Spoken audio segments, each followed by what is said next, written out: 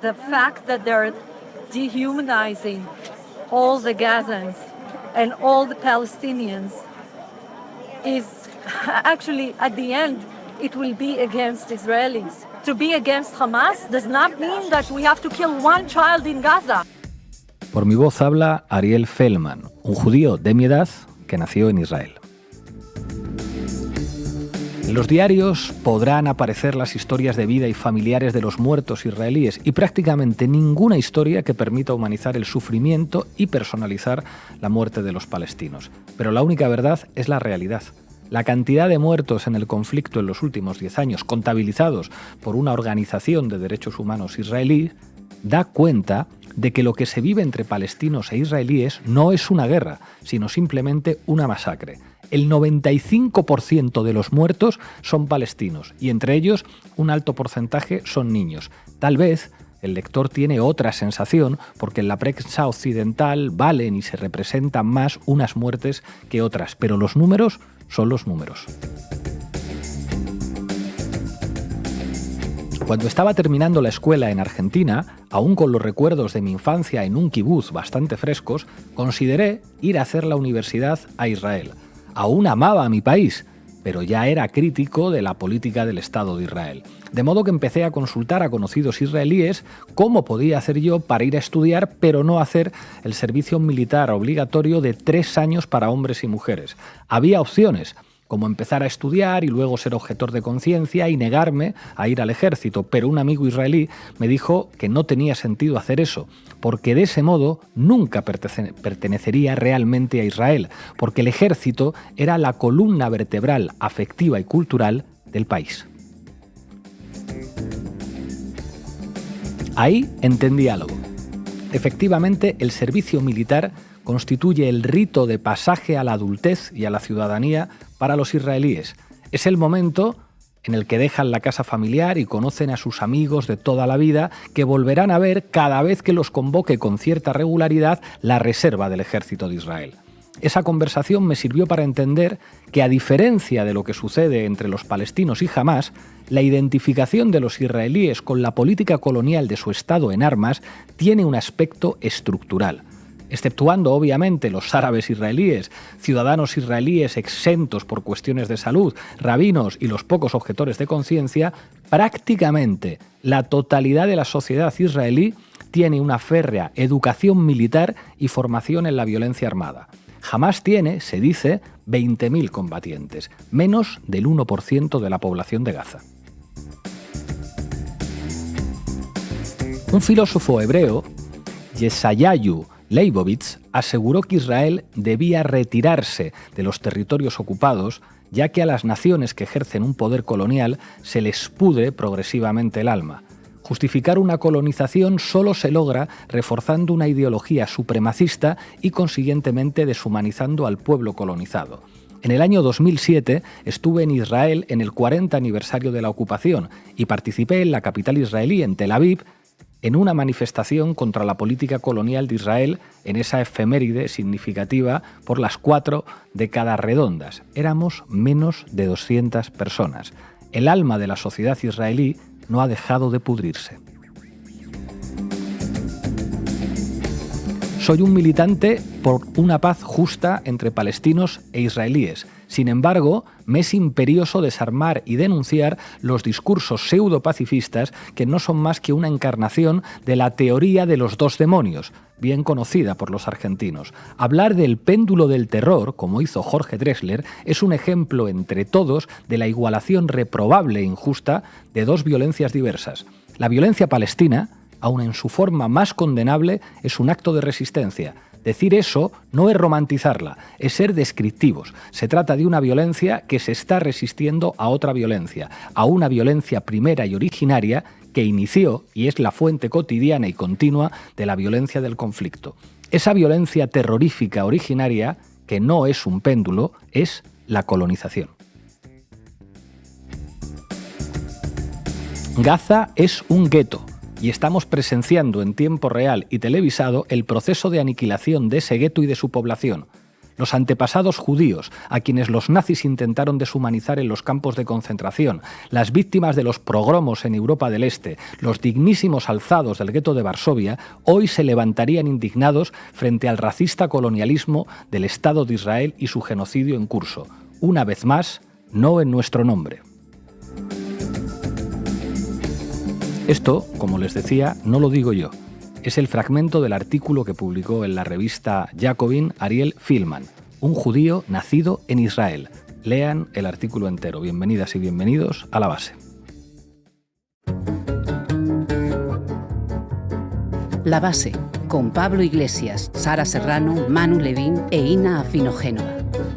Bueno, hoy en La Base seguimos hablando de Palestina, muy contento por la recepción que están teniendo nuestros programas sobre Palestina, que no solamente se están viendo en España, se están viendo en muchos países de América Latina, donde hay un hambre de información con rigor que contraste con lo que están diciendo buena parte de los medios occidentales. ¿Qué nos tienes preparado, Sara? Bueno, pues vamos a ver algunos de los frentes internos que tiene abiertos Netanyahu en Israel. Manu Levín. Leías ahora un artículo de un judío israelí. Yo os voy a leer también algunos fragmentos de otro artículo publicado en el Haaretz, un diario israelí, que empieza a señalar a Netanyahu como la amenaza existencial al propio Estado de Israel. Y vamos a hablar también de la BBC y su crisis de reputación, seguramente merecida. Ina Afino-Génova, ¿qué nos tienes preparado? Vamos a hablar de la crisis, de otra crisis, de la crisis de la ONU, de cómo este organismo no parece estar sirviendo en estos momentos, y también de las acusaciones que lanzan los voceros israelíes hacia Guterres, básicamente culpándolo de justificar el terrorismo. Hoy vamos a contar además con Jorge Ramos, profesor de la Universidad de Valencia, que es especialista en el conflicto palestino-israelí y una de las pocas voces que en la Universidad Española está alzando la voz como profesor contra el genocidio y contra el colonialismo israelí. Arrancamos, Xavi. La base de datos. Informa Sara Serrano. Adelante, compañera. El 80% de los israelíes considera que Netanyahu debe asumir su responsabilidad por los ataques de Hamás del pasado 7 de octubre, según una encuesta publicada este viernes por el diario Maarif. Esta opinión es compartida incluso por los propios votantes de Netanyahu. Un 69% de los que le votaron en las elecciones de noviembre de 2022 afirma que el primer ministro israelí debe asumir públicamente su responsabilidad por los fallos de seguridad que posibilitaron el ataque de Hamás. Este nuevo sondeo viene a reafirmar el estudio publicado por el Jerusalem Post hace apenas 10 días y que concluía que la inmensa mayoría de los israelíes culpaba al gobierno del ataque de Hamás, un 86%, y que más de la mitad de los encuestados, concretamente un 56%, consideraba que Netanyahu debía dimitir una vez terminada la guerra.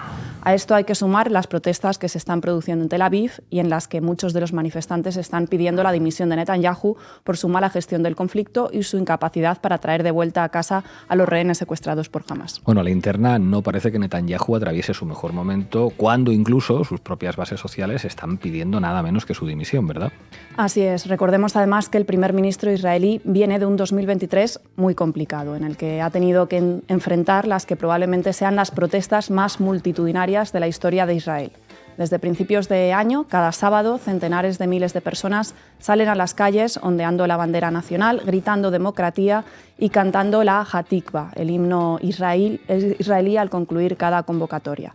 Protestan por la reforma judicial impulsada por Netanyahu, que refuerza el poder de los cargos electos sobre el de los jueces. De este modo, ningún texto aprobado por el Knesset, el Parlamento israelí, podrá ser anulado por un juez. Además, el organismo que nombra a los miembros del Tribunal Supremo pasará a estar bajo el control del Gobierno. También están previstas otras medidas, como la modificación de algunos artículos del Código Penal para reducir así el número de procesamientos por corrupción entre la clase política.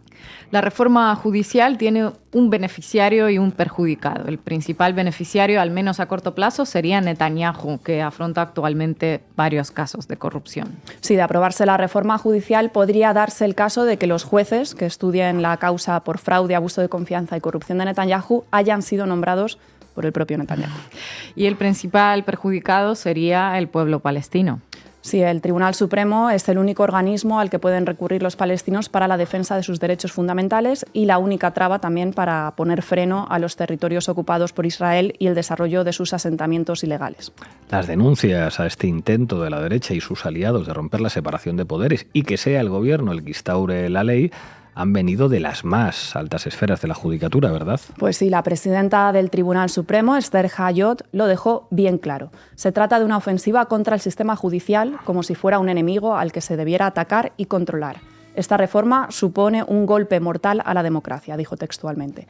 También se pronunció en el mismo sentido el que fuera presidente de este órgano entre 1995 y 2006, Aharon Barak. Esta reforma establece la tiranía de la mayoría y representa un peligro para la democracia a la que deja sin contenido. Si se aplica, ya solo habrá una autoridad en el país, la del primer ministro. Las protestas contra la reforma judicial de Netanyahu, que vienen produciéndose desde principios de año y que han congregado a cientos de miles de personas, han estado canalizadas principalmente por la élite laica del país, dueños de empresas tecnológicas, reconocidos juristas, exaltos cargos del ejército y de los servicios de inteligencia, reputados economistas, se han sumado a las concentraciones y se han posicionado en contra de la reforma, ¿verdad? Sí, esto pone sobre la mesa otra de las claves para entender la red de apoyo sobre la que se asienta Netanyahu. Recordemos que Netanyahu volvió al poder el pasado mes de diciembre gracias a una coalición de nacionalistas, ultraortodoxos y mesiánicos que han hecho de su gobierno el más derechista de la historia de Israel. El gobierno incluye a Bezalel Smotrich, del que hemos hablado ya aquí en la base, líder del Partido Sionista Religioso como ministro de Finanzas, y a Itamar Ben-Gvir, al frente de Fuerza Judía como ministro de Seguridad Interna. Con esta alianza, Netanyahu pretendía llevar a cabo su gran proyecto, instaurar en Israel un nuevo régimen basado en un nacionalismo judío autoritario y religioso en contraposición a las visiones más democráticas de los padres fundadores del sionismo. El primer paso fue la aprobación por el Knesset de la ley fundamental que reconoce a Israel como Estado-nación del pueblo judío. Desde entonces, el sector ultraortodoxo ha ido ganando peso e influencia en el gobierno.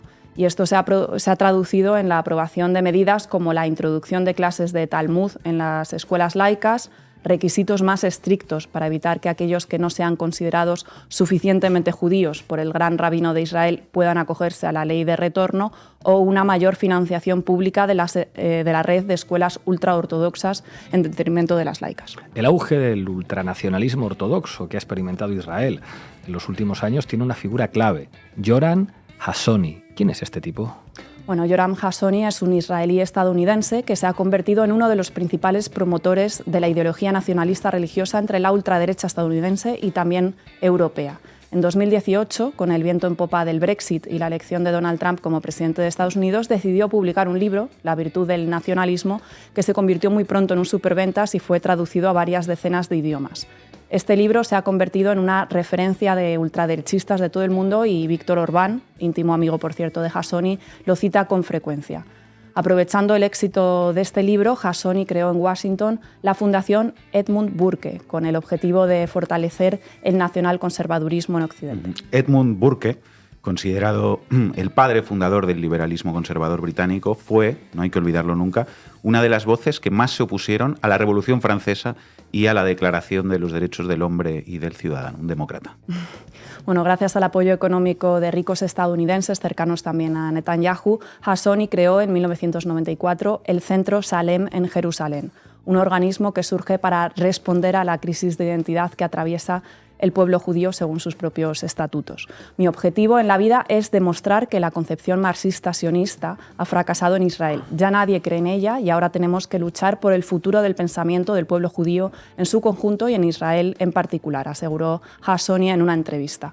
Bueno, la influencia sobre Netanyahu es evidente en el libro que el primer ministro israelí publicó en 1995, Un lugar entre las naciones. En él, Netanyahu afirmaba cómo la izquierda israelí padece una enfermedad crónica que afecta al pueblo judío desde hace un siglo. El marxismo que impregnó los movimientos judíos de izquierda, de extrema izquierda y comunistas en Europa del Este.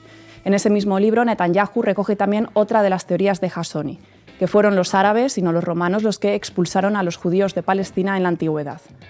Por sus relaciones con los republicanos estadounidenses y la derecha judía, Hassoni es una pieza fundamental del entramado de lobbies, organizaciones ultranacionalistas y rabinos mesiánicos. Una red que tiene un enorme poder, además, sobre la política interna en Israel, tal y como se vio con la aprobación de la ley que establece el Estado de Israel como el Estado-nación del pueblo judío y que salió adelante precisamente gracias a la presión del think tank sionista religioso Coelet Policy Forum.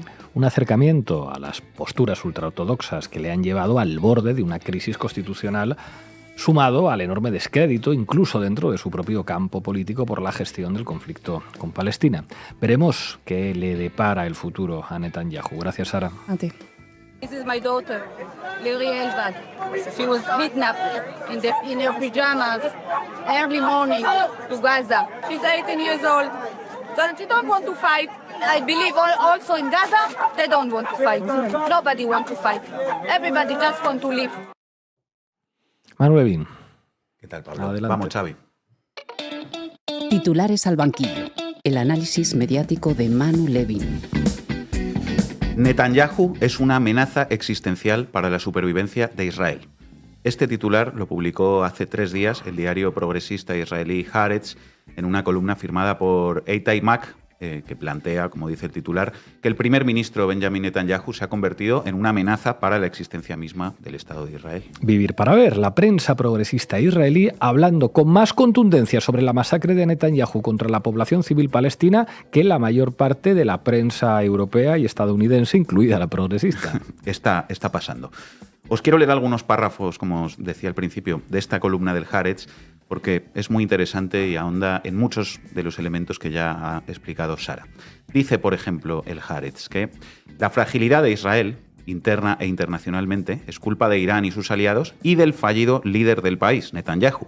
En 2012, el primer ministro Benjamin Netanyahu presentó un dibujo parecido a una caricatura de una bomba en un discurso ante las Naciones Unidas y lo marcó con un bolígrafo rojo para ilustrar cuándo Irán tendría suficiente uranio para crear una bomba nuclear que se convertiría en una amenaza existencial para Israel. Desde que se presentaron cargos de corrupción en su contra, en enero de 2020, el propio Netanyahu, dice Haaretz, se convirtió en una amenaza existencial para Israel, avanzando hacia una línea roja igualmente peligrosa. ¿Y por qué dice el Haaretz que el primer ministro Netanyahu es una amenaza para su propio país, Manu? Pues, entre otros motivos, por haber desmantelado el Estado con la reforma del Poder Judicial y con otra serie de decisiones en su intento de mantenerse en el poder frente a los escándalos de corrupción en los que está envuelto. Dice el Haaretz: si al principio los esfuerzos de Netanyahu pretendían debilitar las instituciones estatales para sabotear los procedimientos penales en su contra, en enero de 2023 decidió desmantelarlas por completo, reduciéndolas a un nivel tan bajo de funcionalidad que Israel en muchos aspectos empezó a parecerse a un Estado fallido. ¿Por qué hizo esto? Creía que había sido traicionado por el propio Estado, como dirían algunos, el Estado profundo. Entonces, según su lógica, no solo era necesario tomar el control de sus instituciones, sino esencialmente destruirlas. La disfuncionalidad ha sido evidente para todos y se vio más claramente primero con el desenfrenado ataque mortal de las bandas criminales en los pueblos y ciudades árabes de Israel y la violencia desenfrenada de los colonos de Cisjordania hacia los palestinos, y desde el 7 de octubre se ha visto en la angustiosamente lenta respuesta del Estado durante la masacre de Hamás y también en la casi inexistencia de su asistencia a las víctimas después de la masacre. El diario Haaretz también afirma que potencias aliadas de Israel como Alemania y Estados Unidos ahora se estarían viendo obligadas a intervenir para salvar el Estado sionista de la amenaza existencial creada también por el propio Netanyahu. Así es, dice el Haaretz que si bien la administración Biden se abstuvo de intervenir seriamente en la crisis constitucional que creó Netanyahu, el 7 de octubre todo cambió cuando Hamás la aprovechó en uno de los peores ataques terroristas que un país occidental haya visto en este siglo. En lo que parece ser una combinación de intereses estadounidenses contra la expansión de Irán en Medio Oriente y la conexión personal del presidente estadounidense Joe Biden con el pueblo judío y el Estado de Israel, ha decidido salvar a Israel de un desastre existencial creado por ambos, Netanyahu e Irán, a través de sus representantes terroristas Hamás y Hezbollah. Y Alemania se ha sumado a esta misión. Lo que estamos viendo no es solo ayuda militar, sino ayuda moral vital, cuando la mayoría del público israelí, dice Haaretz, no confía en el liderazgo de Netanyahu. La mayoría de la gente en Israel no confía en el liderazgo de Netanyahu, dice Haaretz, una afirmación que se apoya en las distintas encuestas que se están publicando en este país y que hablan de una crisis total de la popularidad del primer ministro. Este diario israelí también se pronuncia de forma muy crítica con la estrategia militar de Netanyahu en Gaza, que atribuye al peso de los elementos más fascistas del actual gobierno, los ha mencionado Sara, y plantea además que de seguir por ese camino, Israel comprometerá su propio futuro como Estado. Dice, el desastre existencial también podría ocurrir políticamente si el gobierno de Netanyahu, que incluye partidarios del terrorismo, el genocidio y el apartheid total, condujera la guerra en Gaza de forma independiente. En ese caso, la cifra de miles de muertos en Gaza podría aumentar astronómicamente. A partir de las visitas a Israel y las declaraciones de Biden, su secretario de Estado y altos funcionarios del Pentágono, y en paralelo de la visita a Israel y las declaraciones del canciller Olaf Scholz y de su ministro de Defensa, parece que tanto la administración de Biden como la de Scholz han decidido cuidar a Netanyahu y participar en sus planes de guerra, todo esto para garantizar que no cumpla los demenciales deseos de sus ministros de extrema derecha. De otro modo, Alemania no habría corrido el riesgo de armar a Israel durante la guerra contra Hamás. Bueno, pues esta hipótesis sobre el papel que estaría jugando, por ejemplo, Estados Unidos en el transcurso de la operación militar israelí en Gaza está en la línea de lo que dijimos en el programa de ayer aquí en La Base, donde interpretábamos la posición de Joe Biden como uno de los principales motivos de que la invasión terrestre de Gaza no se haya producido hasta el momento. Efectivamente, quien no lo haya visto todavía, que no se lo pierda. Un párrafo más, os leo un último párrafo de la columna del Haaretz a modo de conclusión. Dice, los crímenes masivos contra la humanidad cometidos por Israel en la franja de Gaza... Están oyendo ustedes bien. El tercer periódico de Israel habla de crímenes masivos contra la humanidad cometidos por Israel en la franja de Gaza. Cualquier día la derecha española les acusa de antisemitas también, a los de Haaretz. Pues igual lo hacen. En fin. Esos crímenes, concluye el Haaretz en esta columna, no solo podrían provocar un número incalculable de muertes de palestinos en Gaza, sino también el fin político y moral del propio Israel, que para muchos es visto en el mundo como un país establecido como refugio para judíos perseguidos después del Holocausto. En fin, muy potente, creo yo, el discurso que está haciendo este diario en las últimas semanas, pero sigamos porque parece que el poder israelí empieza a estar bastante preocupado por el relato que se está imponiendo a nivel internacional, y eso a pesar de que la línea dominante en la prensa occidental es plantear que todo esto empezó el 7 de octubre con el ataque del brazo armado de Hamás, obviando todas las condiciones previas de ocupación y de apartheid que engendran esa violencia, y bueno, que Israel debe bombardear Gaza para defenderse, etc. Ese es el relato dominante, ¿no? Incluso lograron instalar la idea de dos versiones contradictorias sobre el bombardeo criminal al hospital Al-Ali de Gaza. Bueno, pues no les basta. El ex primer ministro de Israel, Yair Lapid, que estuvo al frente del país durante la segunda mitad de 2022, habló ayer e hizo la siguiente reflexión sobre el periodismo. Dale, Xavi. The international media is objective, it serves Hamas. If it just shows both sides, it serves Hamas. My argument is that the media can't just claim to bring both sides of the story. If you do that, you are only bringing one, Hamas' side. That's cowardly and it's lazy. It's an insult to the victims, including the Palestinian victims. It's also an insult to the core idea of what journalism is. Believe me, I know I was a journalist for 31 years. I have no problem with criticism of Israel. But when you know that one side lies and one side makes every effort to verify the facts, the least we can expect is that you don't give a never-ending platform to the lies. Si los medios son objetivos, sirven a Hamás. Si simplemente muestran dos bandos, sirven a Hamás también. Mi argumento es que los medios no pueden simplemente pretender presentar dos lados de la historia. Si haces eso, solo estás contando uno, el de Hamás, porque Hamás miente mientras que Israel hace todos los esfuerzos para contrastar los hechos, dice Yair Lapid. La verdad es que debería aprender Ferreras de Yair Lapid. Una cobertura así es un insulto a la idea esencial de lo que es el periodismo. Créanme, lo sé porque he sido periodista durante 31 años, dice este tipo. Es que esto es tremendo. O sea, dejando a un lado todas las mentiras más que conocidas de Israel en las últimas décadas, el periodismo de versiones, el que dice que unos dicen que llueve y otros dicen que hace sol, que es el que estaba criticando ahí cínicamente Yair Lapid, ni es objetivo, ni sirve para saber cuál es la verdad, ni mucho menos está sesgado hacia el lado palestino. Más bien Todo lo contrario, hay un ejemplo muy reciente, el bombardeo al hospital Al-Ahli de Gaza con cientos de muertos. ¿A quién ha sido funcional el periodismo de versiones que dice que las autoridades palestinas acusan a Israel del bombardeo, pero Israel acusa a Hamás? Cuando además no hay ninguna prueba de la cambiante y contradictoria versión israelí, y sí hay muchas pruebas que apuntan a que Israel bombardeó ese hospital, empezando por el hecho evidente de que la resistencia palestina no dispone de misiles con esa capacidad de destrucción y que es Israel quien está lanzando cientos de bombas sin cuartel sobre Gaza. El periodismo de versiones siempre es funcional al lado más poderoso de la ecuación, que es el que tiene mayor capacidad de poner a competir sus mentiras contra la verdad. Claro, y es que es más, en todo caso, creo yo que es al revés de lo que dice ahí Yair Lapid, ¿no? Habría que recordarle la famosa frase del sudafricano Desmond Tutu. Por cierto, el proceso de paz, de democratización y del fin del apartheid en Sudáfrica tiene unas cuantas lecciones que arrojar al caso palestino-israelí, dicho sea de paso. Desmond Tutu decía que si eres neutral en situaciones de injusticia, has elegido el lado del opresor. Ser equidistante contraponiendo dos relatos cuando hay un Estado ocupante y un pueblo ocupado es, en todo caso, ponerse del lado del ocupante, que es el Estado de Israel. Si se obvia el contexto de la violencia, la ocupación del territorio, los 75 años de limpieza étnica, el desplazamiento forzoso de millones de palestinos, 1 de cada 3 refugiados en el mundo es palestino. Si se obvia todo eso y se plantea pues, que todo esto empezó el 7 de octubre y que unos atacaron y otros se están defendiendo, pues eso es situarse claramente del lado del Estado de Israel. Los judíos del gueto de Varsovia denuncian una masacre de los alemanes. Goebbels lo niega y acusa a los rabinos de los asesinatos.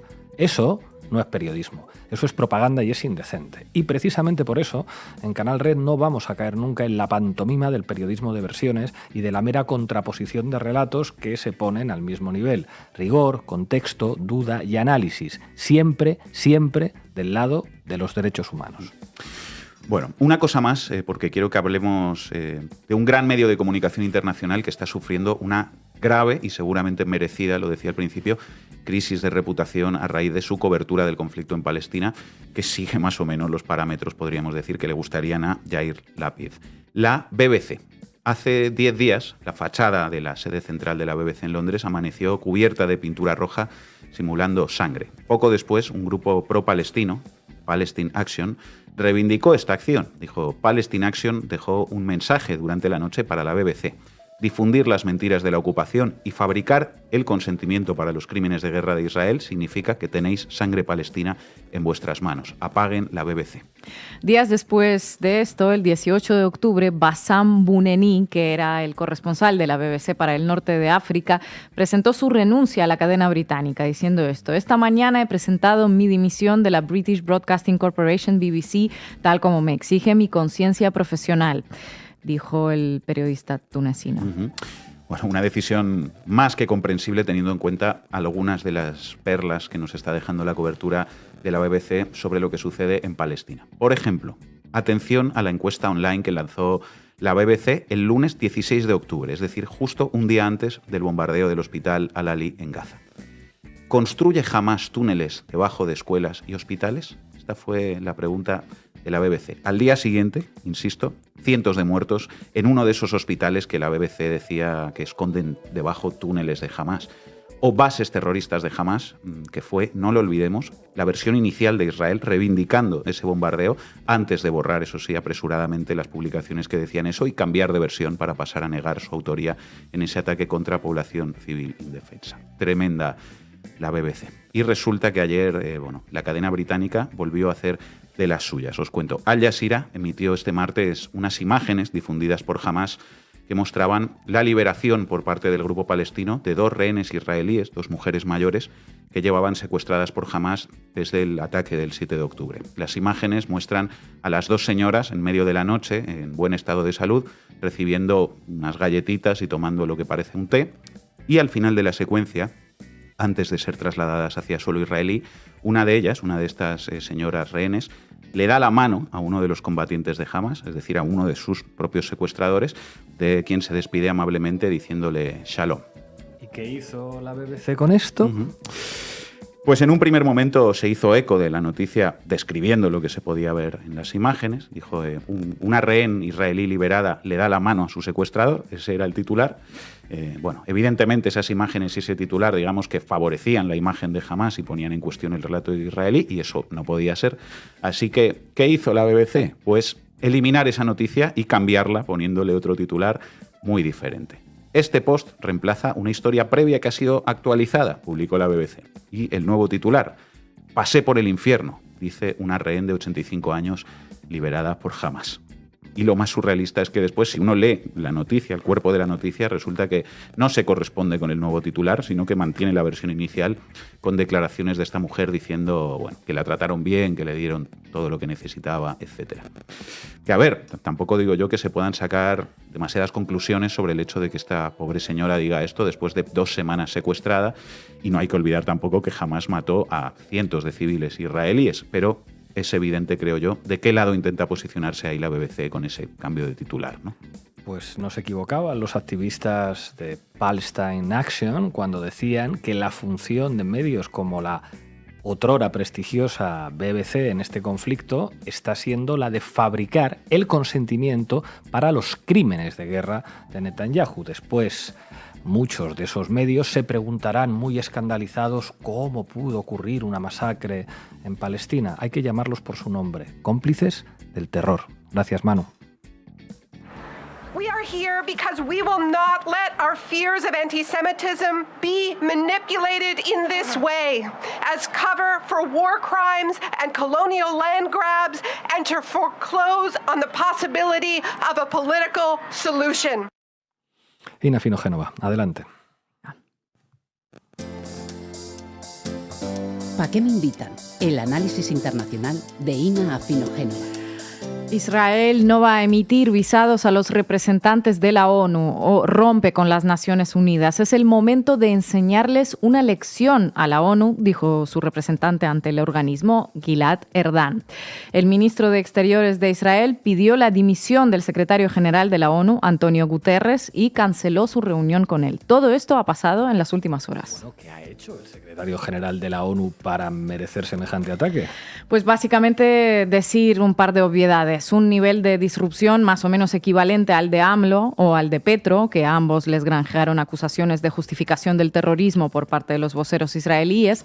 Dijo Antonio Guterres que el ataque de Hamás del pasado 7 de octubre no surgió en el vacío, que el pueblo palestino ha sido sometido a 56 años de ocupación y, bueno, mejor escuchemos ese minuto y medio de realidad que generó tantísimo resquemor en el seno del sionismo institucional y mediático. I have condemned unequivocally the horrifying and unprecedented 7 October acts of terror by Hamas in Israel. Nothing can justify the deliberate killing, injuring and kidnapping of civilians or the launching of rockets against civilian targets. All hostages must be treated humanely and released immediately and without conditions. And I respectfully note the presence among us of members of their families. Excellencies, it is important to also recognize the attacks by Hamas did not happen in a vacuum. The Palestinian people have been subjected to 56 years of suffocating occupation. They have seen their land steadily devoured by settlements and plagued by violence, their economy stifled, their people displaced, and their homes demolished. Their hopes for a political solution to their plight have been vanishing. But the grievances of the Palestinian people cannot justify the appalling attacks by Hamas, and those appalling attacks cannot justify the collective punishment of the Palestinian people. Excellencies, even war has rules. Bueno, decía ahí el secretario general de la ONU que el pueblo palestino lleva décadas sufriendo una asfixiante ocupación, que ha visto cómo sus tierras se llenaban gradualmente de asentamientos, cómo fueron sometidos a la violencia, cómo se asfixiaban sus economías y se demolían sus casas. También decía, eso sí, que nada de eso justifica de ninguna manera los ataques de Hamás contra la población civil de Israel. Fíjense que hace hincapié en que él ha condenado inequívocamente el atentado del 7 de octubre, pero que los ataques de Hamás no pueden justificar el castigo colectivo al que Israel está sometiendo a los palestinos. Incluso las guerras tienen reglas, dice, y nadie está por encima del derecho humanitario internacional. Nadie está por encima del derecho internacional, pero algunos sí se sienten por encima del derecho internacional y de la ONU y saben además que lo están. Si el representante de Israel ante la ONU dice que ha llegado el momento de enseñarles una lección nada menos que a las Naciones Unidas, hablamos de una soberbia y un supremacismo que ni se molestan en ocultar, para que luego nos hablen de la comunidad internacional como algo a lo que todos pertenecemos. ¿Quién es ahora la comunidad internacional? Una ONU, Organización de las Naciones Unidas, cuyas resoluciones se ignoran durante décadas y a la que ahora directamente se amenaza. ¿O Israel y sus aliados que llevan años demostrando que están muy por encima de cualquier institución internacional? Yo creo que la respuesta es obvia. Vaya que no perdieron Israel y sus aliados ni un segundo para empezar a impartir esa lección. Primero, el representante israelí en el organismo internacional, Gilad Erdan, dijo que Guterres muestra comprensión hacia el terrorismo y los asesinatos masivos de niños, mujeres y ancianos. Le pido que dimita inmediatamente, escribió en su cuenta de X. No tiene sentido hablar con quienes muestran compasión por las atrocidades más terribles cometidas contra los ciudadanos de Israel y el pueblo judío. Es realmente triste que el jefe de una organización que surgió después del Holocausto tenga opiniones tan horribles, escribió en otro tuit. Y ahí jugando una vez más la carta del Holocausto, como si ellos hablaran en nombre del pueblo judío, como si el Estado de Israel representara al pueblo judío y como si la persecución que sufrieron millones de judíos en Europa justificara que el actual gobierno de Israel cometa una masacre contra la población civil palestina. En fin. El ministro de Exteriores israelí, Eli Cohen, también anunció que cancelaba su reunión con Guterres porque no hay lugar a un enfoque equilibrado después del 7 de octubre. Hamás tiene que ser borrado de la faz de la tierra, dijo. Tiene que ser borrado de la faz de la tierra y junto con Hamás van a ser borrados de la faz de la tierra también unos cuantos miles de civiles palestinos más que se sumarán a los 700 que asesinaron en tan solo unas horas ayer, que a su vez se sumaron a los más de 5.000 que habían asesinado en las últimas 2 semanas, por no hablar de los cientos de miles de refugiados, a sumar a los millones ya existentes desde hace décadas. Es que no hay lugar a un enfoque equilibrado, te lo dicen y se quedan tan anchos. No hay lugar a la ONU, no hay lugar a cumplir las resoluciones de la ONU que han estado incumpliendo a lo largo de décadas, no hay lugar para decir la verdad en otro momento, o mejor nunca. Tampoco hay lugar para hablar de paz ni de las víctimas del otro lado. Las víctimas son inevitables, ¿qué le vamos a hacer? Escuchen lo que dijo ayer el portavoz del Consejo de Seguridad Nacional de la Casa Blanca, John Kirby, sobre la muerte de civiles en Gaza. Escuchen esto si el nivel de cinismo de los voceros israelíes les parece insuperable. This is war. It is combat. It is bloody. It is ugly.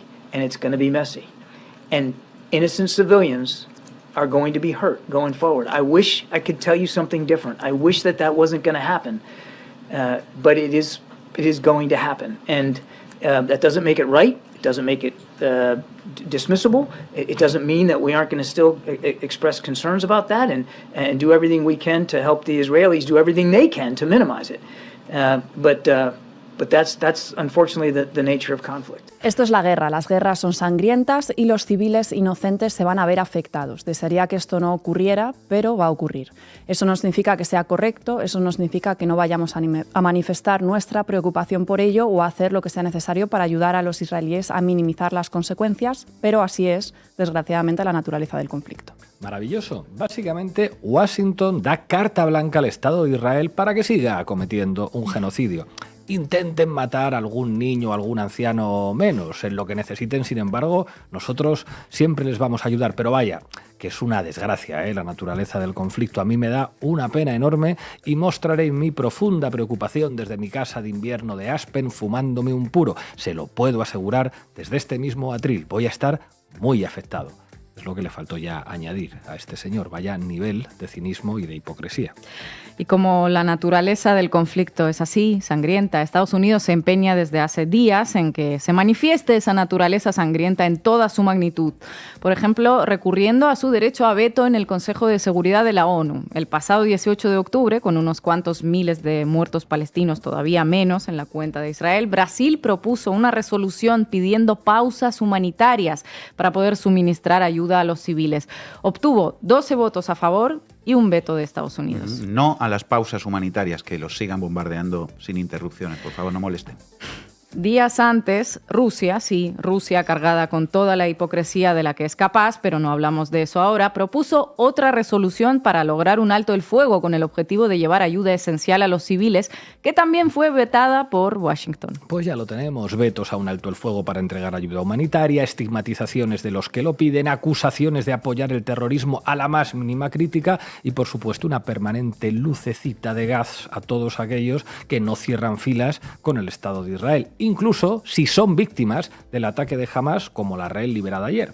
Sí, esta señora que le estrechó la mano a uno de los combatientes, que acabamos de ver en la sección de mano y que dijo que le trataron bien, ya fue catalogada por el gobierno sionista como alguien perjudicial para los intereses del Estado, así informó el diario Haaretz, citando a sus fuentes. Bueno, si no fuera víctima de este atentado, es previsible que todos se lanzarían sobre ella sin ningún problema, al igual que lo hacen con Guterres, con Petro, con López Obrador o con cualquier periodista que simplemente busca que el conflicto se entienda en todo su contexto, ¿no? Ayer el expresidente de Estados Unidos, Barack Obama, el Premio Nobel de la Paz, que en 2016 lanzó más de 26.000 bombas sobre Siria, Irak, Afganistán, Libia, Yemen, Somalia y Pakistán, publicó sus reflexiones acerca de este mal llamado conflicto palestino-israelí. Y hasta ese señor reconoció que muchos de los palestinos fueron desplazados cuando se formó Israel y continúan siendo desplazados por la fuerza por los colonos.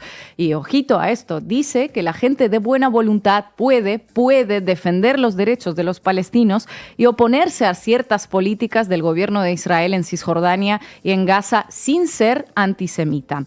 Una idea tan simple y tan obvia como la que expresó Guterres en la ONU.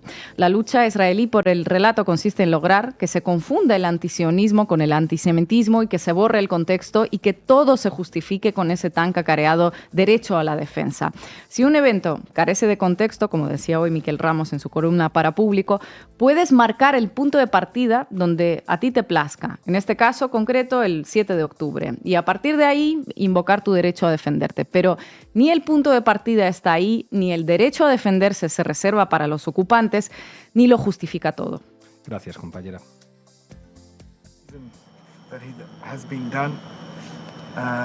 Somebody or something is trying to tell us something. And what I want to believe is trying to tell us peace, not war. We're all humans. Nobody wants dead children. Bueno, hoy contamos con Jorge Ramos, profesor de Historia Contemporánea en la Universidad de Valencia, especialista además en el conflicto palestino-israelí. Jorge, muchísimas gracias por atender a La Base. Hola, ¿qué tal? Muchísimas gracias a vosotras y a vosotros. En uno de tus artículos recientes has escrito que las potencias ocupantes no gozan del derecho de autodefensa. ¿Puedes explicar esto, por favor? Sí, la verdad es que nos estamos cansando de escucharlo, incluso al mismo Pedro Sánchez y muchas otras autoridades del Atlántico Norte, pero según el derecho internacional humanitario, no existe el derecho de una potencia ocupante y colonial como el Estado de apartheid israelí a defenderse. No existe simplemente, por lo tanto no puede ser mencionado. Lo que sí que existe es la obligación de la potencia ocupante, en este caso el Estado de apartheid israelí, a proteger a la población bajo ocupación y colonización, que es el pueblo palestino. Y también lo que sí existe claramente, según numerosas resoluciones de la ONU, empezando por la 3070 de 1973 y otras muchas de la Asamblea General, es el derecho de todo pueblo bajo dominación extranjera y bajo colonización a defenderse por todas las vías posibles, incluyendo la lucha armada. ¿Qué tal, Jorge? Encantada de saludarte. También has escrito recientemente que Palestina vendría a ser un laboratorio de pruebas de la industria armamentística. ¿A qué te refieres con esto en concreto? Sí, una de las cuestiones centrales por la que la colonización, el apartheid, la limpieza étnica y ahora el genocidio sobre Palestina no acaban es porque hay innumerables intereses capitalistas de empresas del mundo armamentístico, pero también de la tecnología y otros muchos, que prueban sobre los cuerpos y territorios palestinos sus armas, sus tecnologías, sus innovaciones, ¿no? Entonces después Israel se convierte en un lugar que exporta represión, como habéis tratado muchas veces aquí en el caso Pegasus, por ejemplo, claramente, que nos pilla de cerca, pero también muchas otras formas de represión, tanto técnicas, tácticas, como armamentísticas, que se utilizan en otros lugares del mundo para reprimir. La Unión Europea compra drones a Israel de la empresa, sobre todo Edville Systems, para vigilar la frontera sur, el Mediterráneo. La tiranía marroquí para los campos saharauis también utiliza drones israelíes. Tanquetas de agua que en 2019 lanzaron y reprimieron manifestaciones desde Santiago de Chile hasta Barcelona también eran made Israel. Por tanto, Israel es el mayor exportador mundial per cápita de armas y también de represión, ¿no? Por eso la causa palestina es una causa del pueblo palestino, pero como decía el gran escritor palestino Hassan Kanafani, también, ¿no?, de toda la humanidad, porque nos afecta a todas y a todos.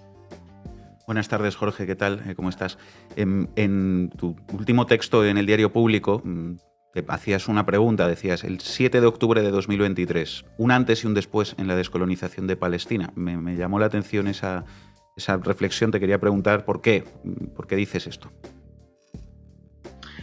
Bueno, esa es la parte final del artículo y la más atrevida, ¿vale? Yo soy historiador, entonces me cuesta un poco más la cuestión de la actualidad, aunque estamos tan sumamente desbordados y desbordadas que, bueno, intentamos parar a veces y hacer análisis.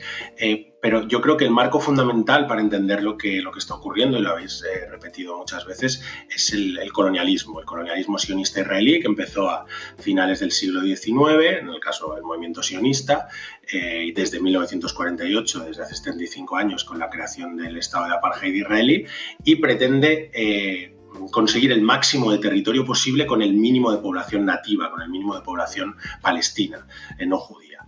Entonces, dentro de este marco, que es fundamental y, como sabéis, se elude constantemente en numerosos medios de comunicación de masas del Atlántico Norte, lo que ocurre es que lo que estamos viendo ahora es, en el fondo, un episodio de descolonización también, de intento de descolonización del que el pueblo palestino lleva 75 años, ¿no? con este proyecto que ha triunfado en muchos otros lugares, aunque también, ¿no?, las nuevas formas de colonialidad y neocolonialismo lo ponen en duda por desgracia.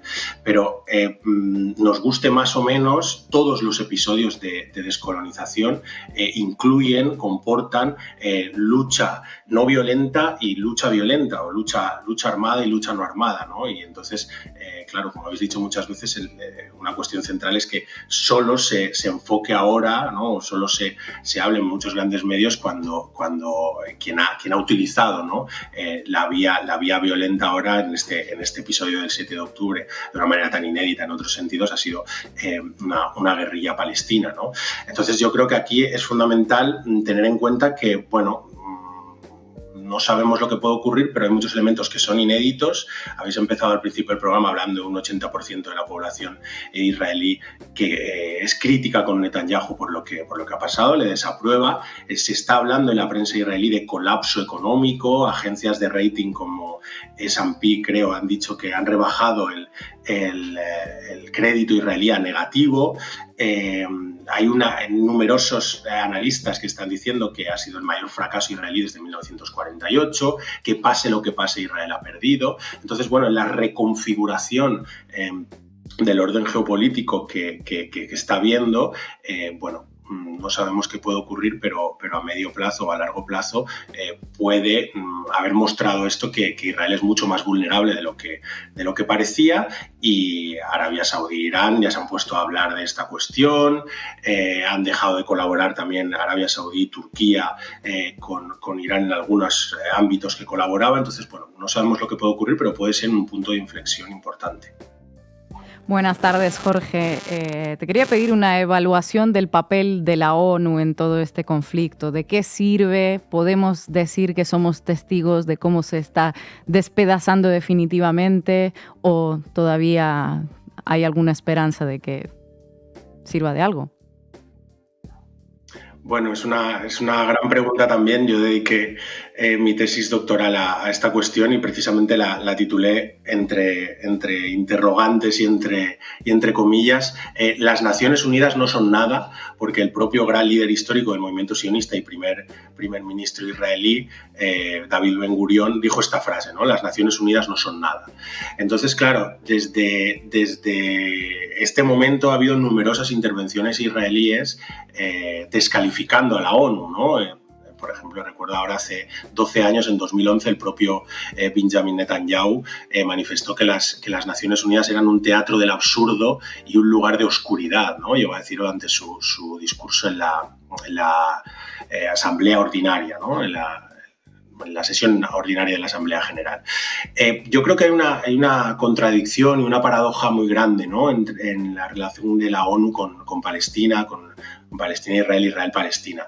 Y es que, por un lado, es inseparable, ¿no? La cuestión de Palestina es inseparable de la ONU, esa la problemática internacional que se han referido más resoluciones de los principales organismos de la ONU, tanto de la Asamblea General como del Consejo de Seguridad, y es prácticamente, ¿no?, el único tema que permanece desde sus primeros momentos en el centro, o al menos periódicamente en el centro de la agenda de las Naciones Unidas, la cuestión de Palestina. Claro, por un lado, como investigué en mi tesis, las Naciones Unidas obedecen también al equilibrio de poderes del sistema internacional del momento. No tenemos que ser inocentes, ¿no?, en este sentido. Y digo que es una contradicción porque en un primer momento la ONU sirvió como plataforma para favorecer al movimiento sionista y al Estado de Israel, pero al mismo tiempo el pueblo palestino, ¿no?, con esa tierra que se va estrechando para ellas y a ellos, como dijo el gran poeta palestino Mahmoud Darwish, en esa colonización de asentamiento de que cada vez el Estado de apartheid israelí consigue más tierra a costa de la población nativa no judía, a costa de la población nativa palestina. Claro, conforme pasaba el tiempo, el pueblo palestino se ha tenido que aferrar a algunas resoluciones de la ONU como mínimo común denominador que todo el pueblo palestino está de acuerdo, y que podían ser, ¿no?, su primer paso para conseguir, ¿no?, una Palestina libre, y luego después ya se hablará si 2 estados, un estado, etcétera, etcétera, aunque la cuestión de los 2 estados, como cada vez se dice más, es absolutamente inviable, incluso injusta, ¿no? Entonces, claro, la ONU tiene resoluciones fundamentales que podrían servir al pueblo palestino. La misma resolución 194 de la Asamblea General de diciembre del 48, que es la que recoge el derecho al retorno de la población palestina refugiada. Han pasado 75 años, sabemos que no se ha cumplido, ¿no?, entre otras cosas porque un axioma del Estado israelí es lo que hemos hablado, máximo o mayoría demográfica o pureza demográfica, ha llegado a decir el historiador judío israelí Ilan Pappé, pureza demográfica judía, ¿no? Por lo tanto, es clave para Israel no permitir la vuelta de las personas refugiadas, aunque esté reconocido por la Asamblea General de las Naciones Unidas desde hace 75 años. En la resolución 242, en este caso del Consejo de Seguridad de la ONU de 1967, que exige la retirada israelí de los territorios ocupados en junio de ese año, Cisjordania, Jerusalén Este y Gaza. Tampoco se ha cumplido, a pesar de que además es una resolución vinculante, como son todas las resoluciones del Consejo de Seguridad de Naciones Unidas, ¿no? Entonces, yo siempre digo que el armario de la esperanza del pueblo palestino está repleto de discursos, de resoluciones, de palabras, pero por desgracia está vacío de hechos. Jorge Ramos, profesor de Historia en la Universidad de Valencia, muchísimas gracias por atender a La Base. Hasta pronto. Muchísimas gracias, hasta pronto. Al final del programa vamos a acabar con un tema en catalán que se hizo universal hace varias décadas, un tema de Lluís Llach, La estaca. Si tú tiras fuerte por allí y yo tiro fuerte por allá, seguro que cae y nos podremos liberar. Hasta mañana.